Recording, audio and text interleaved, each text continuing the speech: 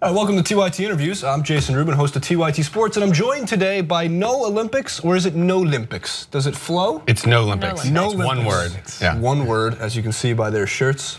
I was left out of that equation without just my black t-shirt. Regardless, Ann, Johnny, and Steve are here. They are organizers within NOlympics LA 2024, and we're gonna jump into a bunch of really interesting developments when it comes to the International Olympic Committee in terms of how corrupt that they really are. And this shouldn't be surprising if you've seen or followed the news regarding the IOC or in any major sports developments. The World Cup has these problems, UEFA has these problems, FIFA has these problems. But most notably, given the news today that they are meeting in Switzerland, the International Olympic Committee, and what Steve and I were discussing actually off camera, they're going to be announcing at some point today that there's going to be a dual announcement in September for whether or not that LA gets the 2024 Olympics or Paris, and then if there is really a consolation prize, their very nice way of kind of gift wrapping it towards another country in 2028, which has never happened before, and there's obviously some reasons as to why. So first things first, guys, what is NOlympics LA 2024, and how have you started, where did you start NOlympics 2024? Anyone can jump in. Yeah, this was born out of the Housing and Homelessness Committee of the Democratic Socialists of America Los Angeles chapter, of which we are all members. And Johnny was actually the one who kind of presented this to our group a few months ago at one of our committee meetings. It was something that was kind of flying under the radar. This is something that has happened in a lot of other cities where cities have rejected the bid, most notably recently in Boston. Right. And he floated the idea to the committee, and we kind of latched onto it. And the campaign's been going full steam for about the last month now. Yeah. Great, and so if you've seen, so you can follow them, by the way, quick plug for them on NOlympics on Twitter and on Facebook. It's great watching the Twitter feed, just because if you're looking for, look, we all know in general, politicians do tend to lie. I don't think that's a bold statement, but in general, what's funny is that a lot of this is falling on Mayor Eric Garcetti's lap, and he is beating around the bush in terms of what really would happen to Los Angeles. So Steve, you mentioned Boston, right? And which was the original, if those who forgot, in terms of getting an Olympics bid, was going to be the place in the US that was going to host the Olympics for 2024. And then after severe backlash from residents and citizens in Boston, actually they took a poll and only 43% supported the Olympics coming to Boston. They realized that, well, we're going to have to pay for it. So one of the things that NOlympics LA has been doing for the past month is pointing out the fact that when the Olympics go over budget, and wait until you see some of these charts, because the Olympics have historically always gone over budget. Actually, they've never made budget, and the idea of them going under budget is a pipe dream. But when they go over budget, the taxpayers are on the hook, which means us in Los Angeles would have to pay, and that's part of the reason, if not most of the reason, that those in Boston were like, I don't want to pay for these Olympics. And as a sports fan, I don't think it's a I hate the Olympics thing. It's just, look, we don't want to be on the hook for when you guys mess up. So in terms of LA 2024, they said that there is this initiative in 2020 that's going to stop over budgeting and that they're not going to be able to do it. Why is that not going to happen? Well, like you said, there's I think it's 165% of the time there's cost overruns in different Olympics. So that's a pretty good batting average to mix a metaphor there. But I think it's because there's so many, we saw the issue in LA with the Rams Stadium going over budget because of rain. You know what I mean? It's like we have so many different ecological things or just other kind of acts of God or other things that can make the best laid plan go awry and sort of, And then even in terms of their specific plan to keep costs managed or manageable, we think some of the trade-offs that Garcetti is making in particular or is willing to make, put certain communities at risk. And the main one that we take issue with is the designation of the games as a national special security event, which Garcetti and the bid committee have kind of been advertising as a big cost-saving measure because that will allow the security costs to be covered by the federal government. What they're not talking about openly is the fact that it will also put the LAPD under the jurisdiction and control of the federal government, and specifically the Department of Homeland Security. Additionally to that, what we saw, so obviously we have some conflicts of interest there, but at the same time, what's interesting about that point in the LAPD being under the jurisdiction of the federal government was in London 2012 Olympics, they said that the London police force, which is not what they are called. I wish I actually had the exact name for them, so I apologize to those. We'll just call them bobbies. Bobbies, the bobbies, right? Okay, bobbies, yeah, we'll call them bobbies. So Coppers. And constables and stuff, right? These are very wonderful terms. So the bobbies in London were supposed to see a lot of the funding that was going into the budget. What ended up happening is the Olympics hired their own private security firm, which is a kind of a double slap at London's force, because they said, one, well, we don't really think that you guys can handle this in your own city. We want to hire our own. And why would they want to hire their own private security firm? Because it's a circle. The money goes to the private security firm. The security firm is pretty much sending the money back to the pockets of Thomas Bach and the IOC in terms of briberies and how much we've seen this corruption run very deep. So the money that was supposed to be allocated, that they said was going to get allocated, upwards of $250 million to the bobbies, really turned out to be about 15 million, while the private security firm took about 235 million of that. And when it comes to a global event in itself, I would think one of the most important things, if not the most important thing, with bringing in thousands and thousands of people in terms of tourism, 20,000 media members, athletes, would be security, especially in a time where we do have attacks going on, unfortunately, in places like Europe, the United States, wherever it might be. So back to the point about the Olympic Games going over budget, though, because I wanted to mention some of these numbers. If you want the actual hard numbers, for example, in Brazil, and these numbers aren't finalized for Rio 2016. It's always changing. It's always changing, and interestingly enough, they're underestimating how much it goes on over budget, which is like, okay. But we're throwing around, what I've always found funny about these large numbers is we throw around 4.6 billion like it's not that much money. Like it's a rounding error? Yeah, it's like 4.6, it could have been 4.7 billion, who knows? What we could do with that 4.6 billion is insane. Is phenomenal. Yeah, right. We could do, well, in terms of how much we need to fix in Los Angeles, is what you're alluding to. And we can get into some of the homelessness, which I know is a big project you guys have been working on as well. 4.6 billion over budget, roughly, in Rio 2016, which came out to 51% over budget. Nothing worse than Sochi in 2014, where they went over budget nearly $22 billion, which comes out to 289%. So when we look through these, that's just the most recent. In 2012 in London, 76% over budget. Hey, look, Vancouver, not bad, 13%. Look at that, only 13% of what the cost was. Oh, only $2.5 billion.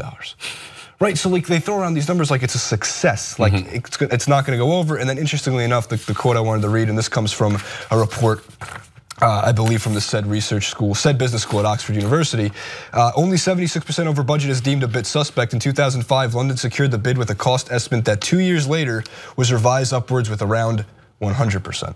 And then the media in itself, with the final outrun costs were slightly below the revised budgets, the organizers falsely but very publicly claimed that the London Games had come in under budget. Go over 100%, but they're like, no, you're not looking at it the right way. If you look at all the money that didn't go into the pockets of the IOC, well, we came in severely under budget. Right. So when we look at it that way, we know that when they say to us in 2020, when it comes to the Tokyo Games, man, it's not gonna go over budget. But we're gonna be right back in just a second with a few more, not just a few more, a lot more in terms of the International Olympic Committee, the budgeting, and of course, how they're gonna hopefully not have the Olympics in 2024 in Los Angeles.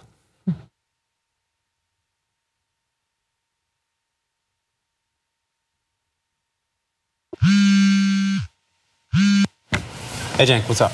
And I'm reading some of the comments on a YouTube video I did. What's a cuck? Go.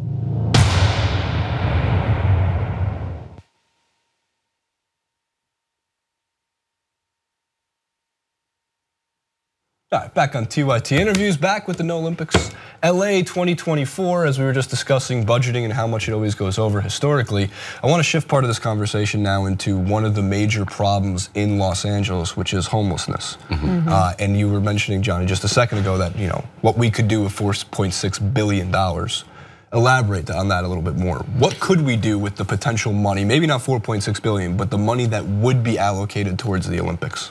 Right, I mean, I think the big issue in LA is we're in a housing crisis as well, is affordable housing and finding ways to force the city to build more, or force developers to build more affordable housing. Steve was mentioning when we were off camera just now, but one thing that we're all going to do when we get out of this interview is make phone calls to our county supervisors, because they're deciding right now on how to allocate the funding for Measure H, which Los Angeles voted by a really wide margin to fund, which it's a sales tax, basically a regressive sales tax that is dedicated to support services for homeless people. Over a decade or so? Over a decade, yeah, yes. Okay. And so if you look at the funds that are being raised through that compared to the amount of private funding that the bid committee has raised from a handful of donors in a matter of months, weeks, we don't really know because they're not required to disclose that. We just think that it's such a huge misallocation of resources, just on a purely intuitive level. Right. You know, for us to be involved in, we've been sitting in these Measure H funding meetings, which include directors of homeless shelters and people who have been previously homeless, to sort of talk about how they're going to split up what sounds like a huge amount of money, but in reality, when you look at the problem, it's pretty tight. Right. And so to sit in those meetings and listen to people argue about how they're going to split $250 million and then hear the bid committee talk about how easy it was and how quickly they were able to raise $55 million, that sort of sits with us the wrong way to begin with. Well, it's frustrating, understandably, because it seems like, oh, there's this world event that could come here, and they go, like, look at the press we would get for it. To them, it's just a matter of, I think they're seeing it from the media perspective, thinking, well, if those who remember back in, I think it was the 1984, 86 Los Angeles Olympics, they were the most successful. It was actually, it might have been the only successful Olympics in terms of. They're the only. We can talk about that. In terms of what's success. Now, what's so interesting about Measure H and the homelessness problem itself is they say, no, we're going to have the Olympics Village, which, and I would love to, if we could at some point show pictures of what Olympics villages have looked like in the past when they are rushed, and also what happens when you displace those who live in those areas in favor of Olympics Village. Most recently, back to Rio in 2016, it was devastating. And calling Rio anything short of a disaster is an injustice to those who were moved out of Rio and unfortunately saw their lives take I should say a downward turn for the worst. Now in LA, they say we're gonna do it at UCLA. Right, a campus of roughly 50,000 students that go there. They say, well, we can use the UCLA, right off campus. Westwood is the city itself or the town in itself, and we'll say, hey, we're gonna have the Olympics Village there. So you're still gonna be displacing students, as Steve and I were discussing at one point. But more importantly, the media village, and to put a number on that, on average, 20,000 reporters come to cover the Olympics. It's a lot of people. Where are you gonna put them? Can't put them all in hotels. You can't. Not everybody's got a friend that they can crash on their couch in LA. Although, I believe all my friends believe I have. Right, of course. So they want to put that in East Los Angeles specifically, in what we call like the Skid Rows of downtown, and that would be disastrous in terms of where are you going to put the homeless. And it's not so much a lot of people come back and say, well, why do you care so much about the homeless? And I don't think people see the ripple effect that it would cause by moving that many people away from where they are situated right now. If you guys can discuss as to why downtown LA would be a disaster, East LA, and the more poorer parts of the city. I mean, it's not just even those areas. I mean, right now, one of our key criticisms of these games is the idea that bringing these games brings development. Regardless of what the bid committee proposes and says that we're not going to be building anything new, all the infrastructure already exists. We've seen in other cities, saw this in Vancouver, where the developers in these cities see this as an opportunity to create more speculative real estate ventures. And considering that right now we're already in the grips of a housing crisis, affordability is just non-existent for regular Angelenos. We're going to see in the areas around the venues, areas like South Central, areas like the West Side, Santa Monica, Venice, where it's already basically impossible to rent and people are homeless, all over the place. That they're going to see this as an opportunity to continue to drive up housing costs and to push forward these projects that are for the benefit of the Olympic Games, but not for the benefit of the people that live in these communities. So, even if you're just talking about, where are you going to put the journalists and how are we going to make development and facilities that are going to house them, that's going to have a detrimental effect on those areas as well. But this is something you're going to see all over the city. And we're talking about a 700 square mile footprint for these games. And that's just something that's really unconscionable when you consider the fact that wages are flat in the city and the median income is flat, but the median rent keeps climbing higher and higher and higher. Of course, which I have multiple complaints about as well. Living in this, I think we all do. And it's all like interconnected. The homelessness crisis last week, they announced the numbers went up by 23%, which is about 15,000 people. We're close to like 60,000 people per night. And this is from that was a 2-year jump. Right, it was recent, in like 2015, it was at that 50,000. It's been that quickly. Eric Garcetti ran in his first campaign on ending/curbing homelessness in 2013. It's historically high, right? Because because the factors. It's not just housing homeless people. It's not just finding a roof over their head and giving them access to money and food. It's about addressing the underlying factors that create homelessness, which no one has effectively done yet. And so we could even house all those 60,000 people, which would be an enormous undertaking. That would be amazing if that happened, but if we don't do anything to really address what's going on, we're just going to keep filling it up. And it just gets worse, and eventually there's and in Olympics in any city, but especially in LA, which has one of the highest percentage of populations of homeless or near homeless or chronically homeless people, that it's going to be a nightmare for those people. And so we work with a lot of advocates in Skid Row, and they are super afraid. And I mean, they're trying to get to next week, but also they know that when and if we get this bid, that it's going to be a nightmare for those 60,000 people. It's also where the joke of if you're going to be homeless in LA. At least you have the beach. Right, exactly. But it's also but they won't. But yeah, and it's like in all this stuff on the west side, and it's like the Airbnb hotels and kind of just clearing. The thing is, LA is full. We have like a 2% vacancy rate, which is like one of the lowest like anywhere. Our hotels are full. Our tourism industry is already really solid. LA doesn't need to be, like to your point earlier, to be put on the map. We're the media and entertainment capital of the world. Everyone, it's not like Sochi, which I wasn't aware of before that. It's like everyone knows where LA is. We have all of the media. We don't need anything. We don't want for anything on the media side of things. We just need like basic human rights things covered. We need to focus on LA. We don't need to bring in more to LA. And we'll get back to that in just a second, because I want to discuss obviously why tourism was one of the major parts of the bid, which is hypocritical and kind of hilarious at the same time.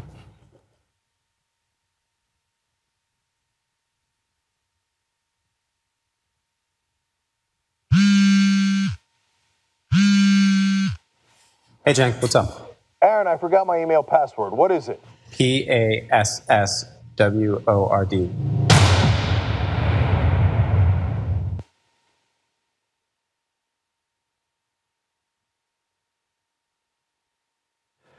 We just left off on the kind of the hilarity of when Garcetti was putting together part of this bid, when the IOC was putting together part of this bid. They actually said that we'd bring in more tourism to Los Angeles, and like that would be a good thing. Okay, for one, here's what I do know. I've lived in LA for about 4 years now. Never, even since I've come here after the first time, have I said, man, I really want to go down to Hollywood Boulevard and really experience the tourist sites of Los Angeles. And the one thing I know is bringing in and I do believe it can get upwards of millions of people to visit for the Olympics. LA is not struggling on the tourism front, as Johnny was just saying before. That's one of the few things we'll concede. But I mean, we've always attracted people, and I think in the last 10 years we've had our tourism industry has grown. But what we've seen in LA and in other cities and historically is that any new tourism just displaces the tourism that city already has. Like other people that, like, we're booked up all summer, and I have a lot of friends that work in the hospitality industry, and they're like, we're booked this summer. Like we'll be booked into the near future, barring something unforeseen. So when these things happen, and there's actually an argument that the city might lose more money because all of the transactions around the games, like so let's say I want to go to an event, let's say I want to go to a swimming event, I want to go drive down there, park, have lunch, have a beer or two or whatever, and pay for my ticket. All of those transactions will be sales tax exempt. It's interesting. So, which was kind of shocking to me. So that's like potentially taxable income, like sales tax income that we would be losing. Right. And it's another part of the fact that like the IOC is a sales tax exempt. You know, which would also mean I would think that they would charge more in general because of that. So I mean, right now, for example, I believe it is $12 for a beer at Dodger Stadium. I can't imagine when the Olympics come to town why it wouldn't be $25 for a beer. Exactly. And we have no control of the. They can price gouge whatever they want, and they always the inflation. That's a part of the thing again that this 2020. I want to bring up again 2020 in Tokyo because it's such a great flow chart for basically why there's still corruption in the IOC, and additionally, why they're simply lying to you when they say, and what I'm talking about this is Thomas Bach from the International Olympic Committee, who is the IOC president. Got to put a name to the face. We'll throw up some pictures just so you have an idea of kind of who we're talking about. It helps with the context. Not long ago, this is in May of 2016, so still about last year. He wanted to talk about the sources that had successful bidding for the 2020 Olympics on those acting on those behalf and making payments around 1.5 million to a hidden account linked to Papa Masada Diak, the former International Association of Athletes Federation. What's interesting about him and $1.5 million being funneled into his pocket is, he was banned from all athletics for life, which I didn't know that was a ban. I didn't know you could be banned from all of sport across the world. If he's throwing a frisbee on a beach somewhere, like they're like, sir, slap it out of there. But so the orchestras, the orchestra of rules and instruments that Bach is so proudly conducted have been unable to prevent an embarrassing, like pretty much a catastrophe. So Tokyo's already been wrapped up in corruption when they said this is going to be the blueprint, or really the footprint, not the footprint, the blueprint for how we're going to get rid of corruption in the IOC, and they've already messed that up. It's been a year since that day has happened, and Tokyo is being put under fire for it. Besides the fact that, just so everyone realizes, Tokyo is not in any kind of condition to host the Olympic Games as well. And they have to build stadiums, and they have to put together their public transportation, which again comes back to Los Angeles. And the budget numbers for Tokyo keep swinging back and forth. They keep going over budget. There's this controversy over their logging old growth forests, historic old growth forests, and environmentalists are up in arms because they're taking that wood to build these new stadiums. I mean, it's absurd. And I think that underscores an important point that a lot of people don't understand when talking about the IOC and their corruption and how they work, which is that people will say, but the bid committee, they've made these promises. The reality is that the IOC writes the contract and things happen on their terms and they're not accountable to anybody. So like with Tokyo, the bid committee had made a commitment to create construction in an environmentally sustainable way. And they didn't. They didn't do that, and there's no method or procedure for holding them accountable to whatever promises they make. They can change their mind 100 times between now and 2020 or 2028. 28 in this case, and now that we know, and there's nothing to stop us as citizens or people in this community from, they could do it at UCLA, maybe. They could do it in Skid Row, maybe. I do believe if you look, I always believe power to the people. If you make those phone calls, and you really let your congressman, your senator, your representatives know, you can usually make that difference. It worked with Boston because the backlash was strong. And that's what we're really hoping, that this is an opportunity for us and the coalition that we're building to, if the games end up coming to Los Angeles, which we're very hoping that they don't, that we can actually extract some real gains from the organizing committee outside of Garcetti's pie in the sky vision of youth sports for all, when we've got 55,000 people sleeping on the streets of LA every night. Which right now is just coming in second under securing additional funding for the bid committee itself. Of course, well, that's what's interesting. So most recently, Garcetti, I think, well, not most recently, he's done a lot of things recently, to be fair. But one of the more recent things that he's done was he asked for another 1.5 billion or million in fund billion in funding for the public transit. 1.5 million doesn't even fix one subway. One manhole. But so what's amazing is he got that funding in January, 1.5 billion, I believe at that time. In which he says, and the comparison I make to anybody who watches The Simpsons of all things, if you guys are familiar with this. We love The Simpsons. I've heard of it. Thank you. Yes, exactly. So Steve knows. So there is an episode of The Simpsons, and this will all come around and make sense, that Marge, Homer's wife in the show, versus the monorail. This guy comes to town and he's pretty much the great example of the IOC in one person. Snake oil salesman. Yes, he comes in, he's gonna show you, and his whole pitch is he's gonna go to a different place to sell on the monorail because you guys right here, well, I don't know if you guys deserve the monorail. I don't know if you deserve the Olympics. And it's just a great metaphor for everything that the IOC does. And of course they sell it, and of course it doesn't work. And when they go through all the old towns that he went, it says home of the monorail, and of course the sign is busted down and the city is overrun, or it's completely the monorail's on fire and falling off the rail. Exactly. So I've always found that to be like the best example to use when comparing the. That's where we're at, basically. Right. And the point on Garcetti is that, and I just feel like we should use this opportunity to talk about it because, of course, I talk about it from people that aren't from LA. I talked about it to a lot of people that are from LA and don't even realize that LA doesn't have sanctuary status right now.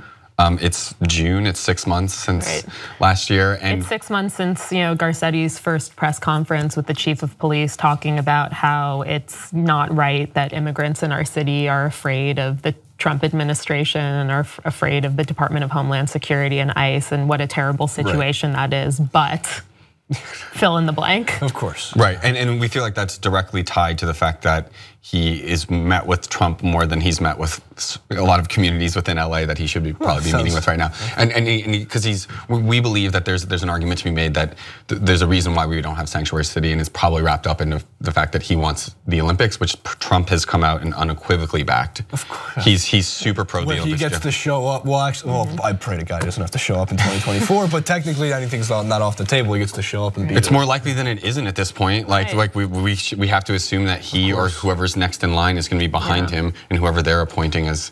You can totally see how he would spin that too, to be like, I helped get the Olympics in Los Angeles, and he would love to give that speech. And that's what this is about. This is about like political posturing. This isn't even about sports. About like putting people like in celebrating sports. It's about Eric Garcetti's future political ambitions when he's no longer the mayor of Los Angeles. It's when he's going to be governor or has other higher. And when we realize that he doesn't actually, even though he has high approval ratings, he doesn't really have anything that he can really like. Used to hang his back coat on, and like he needs a victory, right? On a national level. Yeah, and politicians in general think it's actually to make that sport. They think about their legacy. The sport, right, exactly. That's what it is. It's like, what am I going to leave behind? In sports, a little bit easier. You can win a championship. There's your legacy. But in politics, it's obviously much more difficult and it's also a lot more important. I think the thing that's really no one's getting hurt. Like their feelings get hurt when your team loses.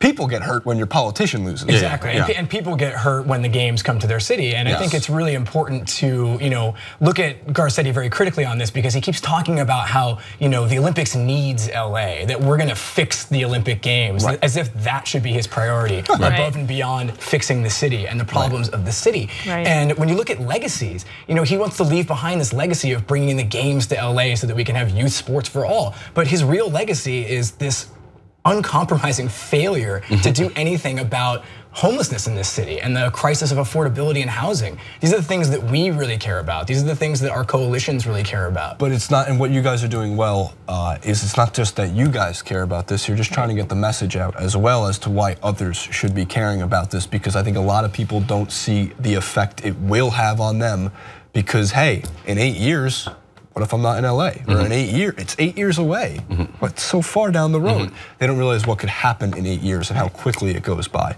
We'll be back in just a second, obviously, with one more great segment about No Olympics LA and why we don't need it here.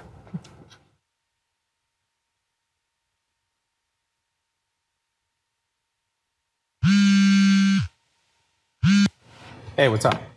Aaron, what do you like better? The rabies or rabies? Go.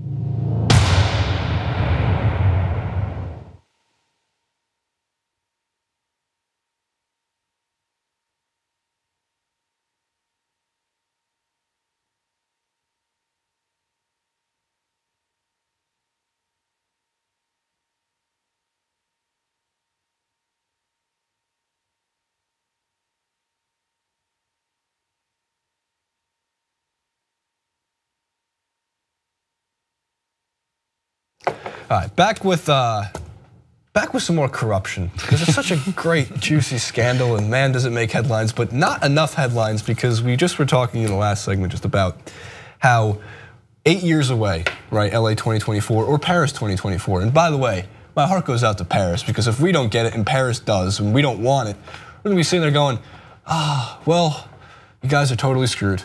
Well, we stand in international solidarity with Paris, and they have an opposition movement that we've been in communication with, and we support them, and we, whatever resources or help they need from our end in order to fight their own bid, we're willing to provide it. Right. I mean, that's kind of when we talked with Boston, they were like, our goal wasn't to kind of put this on someone else, but that's inevitable consequences of stopping it is that you are theoretically pushing it to someone else, but we will find ways to kind of help them with, even though we're thousands of miles away. I think there's ways that we can stand in solidarity, help them strategize, support them in any sort of way, just so that draw attention to their opposition. We don't really know what this situation is on the ground right now, but I think we will become more informed as the months and kind of years, either win, lose, or draw with September. Like we'll still be trying to help them and trying to help people in Japan that are trying to resist. To let them know. Yeah, of course. But yeah, it's kind of you kind of open yourself up either way. But it's looking more likely, obviously, that it's going to be 2028 for LA and 2024. That's what. And that was funny because I love how quickly Los Angeles, or those who were running the Olympics bid in Los Angeles, said,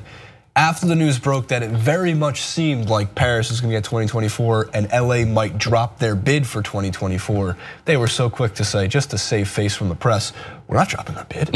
Why would we drop our bid? We don't want the consolation prize of 2028. They're treating what could be possibly detrimental to people in the city. They're treating it, it's the same thing as like corporations aren't people. We've been talking about that on Young Turks for years, but in general, like, there's no emotional attached to this.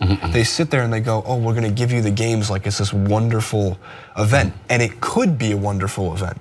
But as I've always said, as an Olympics fan of the sports that take place, I'm all for Michael Phelps becoming one of the greatest athletes we've ever seen. But when it comes at the detriment to so many people and place by place that they go, it's all part of how the IOC, as the example I used in the piece I wrote was, face huggers from Alien. Right, exactly. Latch onto you, leave you, they're parasitical and they go on and they move like city to city. And one of the ways they actually said that they could potentially solve this would be to have one host city for the Olympics every year. Find one place that is capable of hosting it, and then having the right allocation of funding, and it actually would bring in, maybe you find a place that could use the tourism. And it's one of the solutions that if we had 5 hours of interview to do this, which I'm pretty sure we could go for 5 hours, it would be one of the things to look into. But as for, you gotta address the problems at hand, but you guys wanted to also discuss corruption within the IOC in itself. You mentioned earlier, like, in the abstract, we're into sports, we're into like showcasing health and physical achievements and all that good stuff. Yeah, and we're in the abstract, and there are other kind of competitions on a local and international level that we feel are much more ethically sound or closer to like an ideal kind of area. But we feel like the way that the IOC is set up, which has been set up this way since the 1800s. Right, 1894 is when they formed it. Exactly, it's based on like the World's Fair model, which is extremely out of date, as we all know. There hasn't been a World's Fair in America since 1984, actually, and I think there's a reason for that, because we don't need it. We don't need the tourism? Yeah, exactly. but just the way that the IOC is structured is fundamentally flawed, no matter who is involved. But it happens to attract some of these international criminals, war criminals, white collar criminals of all sorts. I feel like Ann and Steve could speak on that a little bit. I helped lead the charge. We did the other week a kind of social media digital teach-in on the IOC and how they really work and who they are. And I, along with some of the other people in our team, were assigned different IOC members to research and look into. And I had initially set aside an entire evening to do some, dig up some dirt on them. And what I found very quickly is, for most of them, I didn't even need to put their name plus scandal into Google. No, it's the first thing that pops. It was just the first thing. The first thing that popped up, I would put in somebody's name, and it would be so and so on trial for electioneering, so and so, implicated in like money laundering scandal, embezzlement scandal. What is your favorite IOC scandal? Because there are so many. There are so many good ones. I think my favorite one is It's so good. There's the current delegate from France has a pretty good scandal. He was convicted of corruption, I think, and fraud, or corruption and money laundering a while ago. It was discovered that he was on the payroll for a company and receiving a salary for a job that he didn't actually have. It's my dream. Yeah. So he was convicted of corruption and either fraud or money laundering. Right. And as a result, he was, and this was right after the IOC, after the 2002 Salt Lake City bribery and corruption scandal. And the IOC had publicly come out and said, we're no longer going to tolerate this. We have a zero tolerance policy. So he was the first person to sort of get implicated in that new wave of zero tolerance for corruption. And people were speculating, is he gonna get banned for life? He got fined $50,000, which for people who are that rich means nothing. So take like what 0.5% of that the money out of the suitcase you were just given. Do you want it in cash? And they suspended him for something like 15 months, like some very short period of time, which he didn't even make it to before he was reinstated, because he was a politician in France. Time off for good behavior. Yeah, the president for France, basically pardoned him on this like very arcane law that grants amnesty to people who have made significant contributions. And they made the argument that because he was part of the IOC, he was making a significant contribution to France. So they cleared the charges and the IOC immediately readmitted him. That is a very good scandal story. Thank you for that. Wonderful sharing. I'll be back in just a second for our last of the segments, and we'll go over some, I guess, some more fun IOC scandal and corruption. Yeah.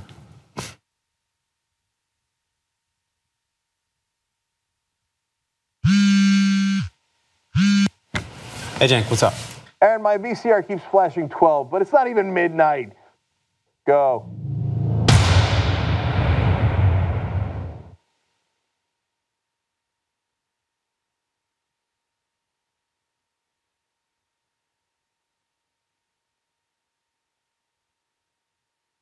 All right, we're back with the most difficult question of the day before we get into some more of, as John was just telling me, coalition partners and obviously some fair promotion for that as well. Why do you guys hate the Olympics? I joke. One of the things that we were just coming back from was Ann was telling us a great story about IOC corruption. And I don't like putting the words great to it, but as you were mentioning, when you do research any of these things, a lot of people don't like putting a name to the corruption itself. And the most recognizable name I've always seen was Sepp Blatter, because it's kind of a funny name.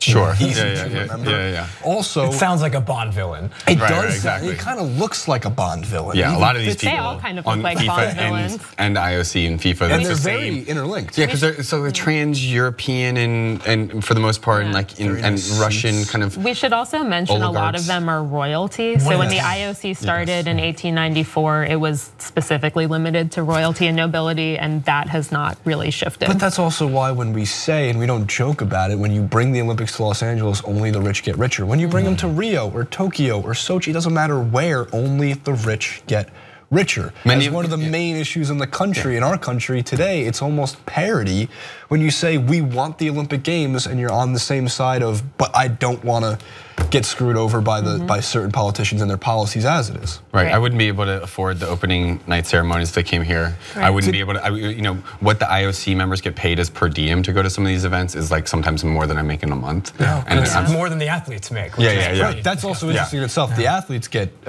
shafted sometimes more so than anybody else. For one, in 2016, a lot of the athletes couldn't even afford. You have to pay for the gold medal you win.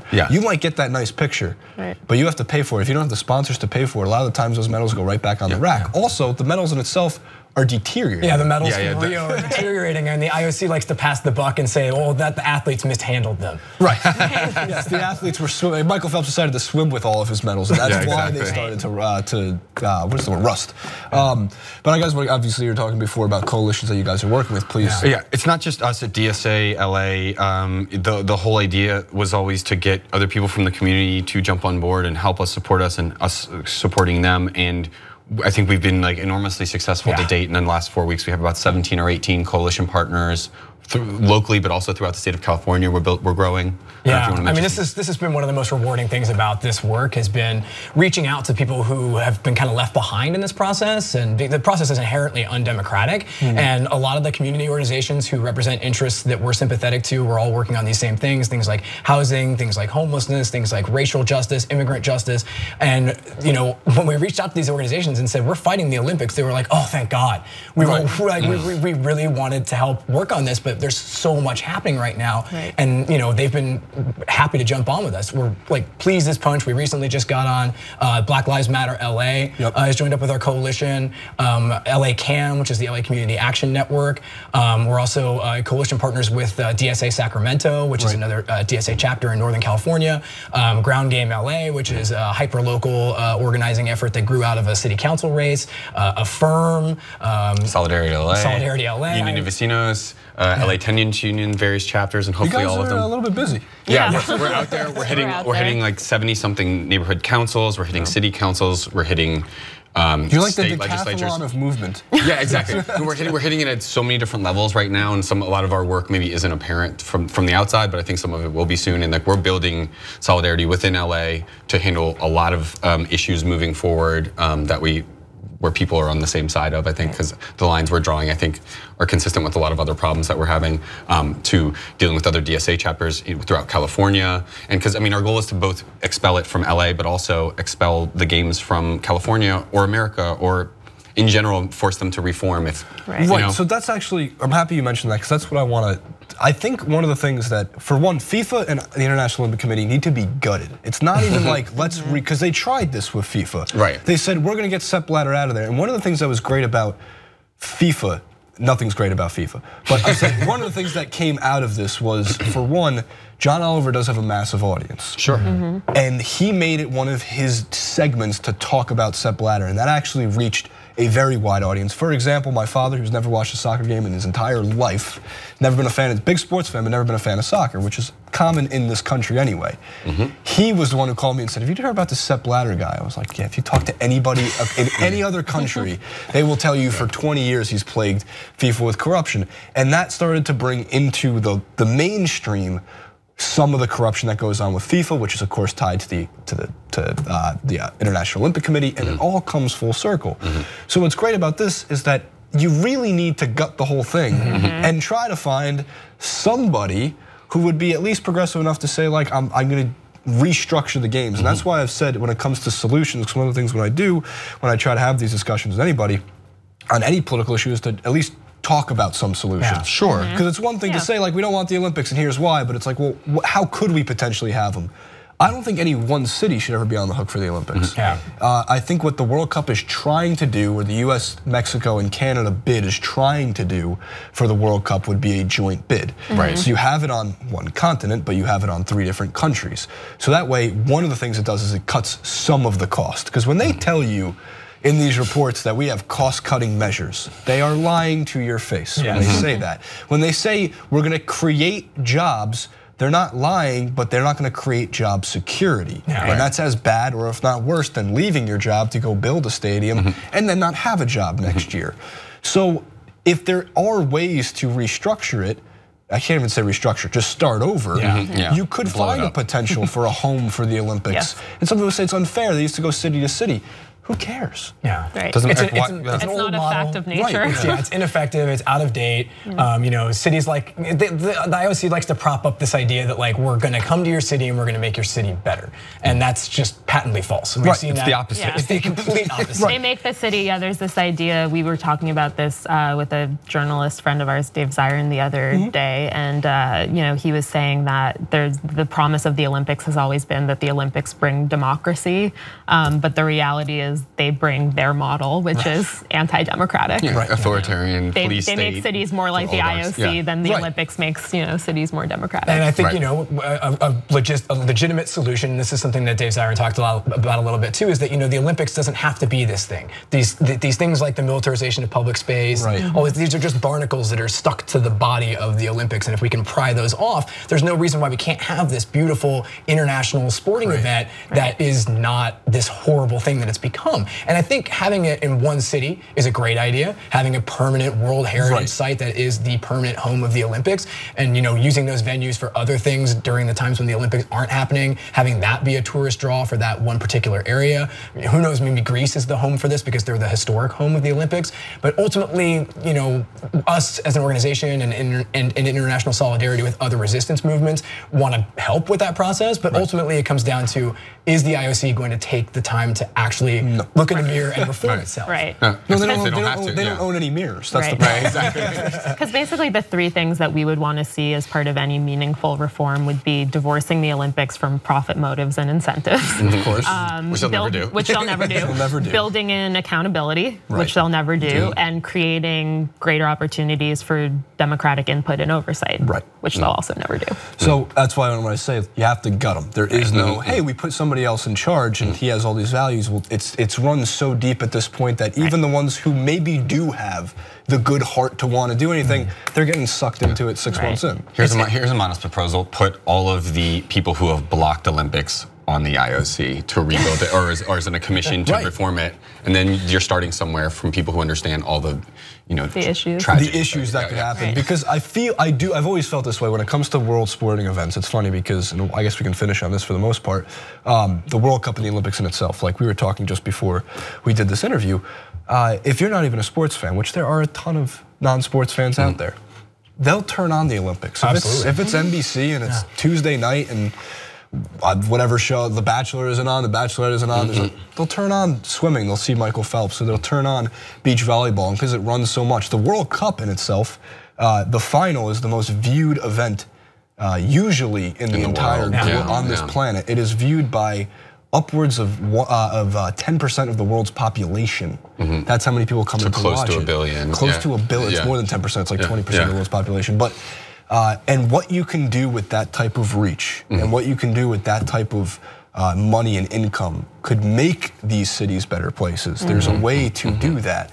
It's just when the people at the top are sitting there going like, yeah, I'll take 10% of the world's viewership, turn it into a Coca-Cola ad with a great song and a great commercial and stuff it into the pockets of the Coke executives and the IOC executives. Or as the CEO of Visa said, it was the greatest, in 2016 Rio was the greatest media event in the history of sports. And from his perspective, of course it was, because you got to advertise to billions of people that watched over a concurrent 3-week stream.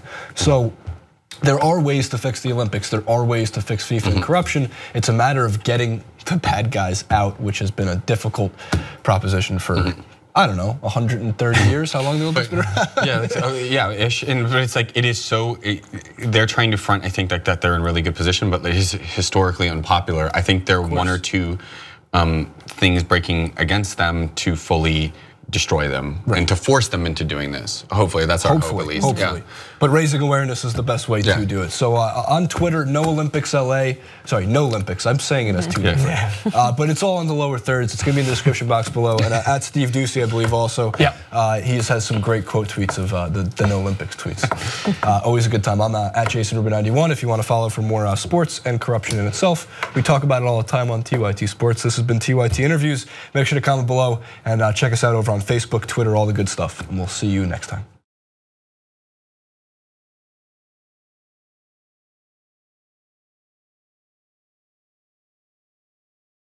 Young Turks members get to watch every single interview live as it happens.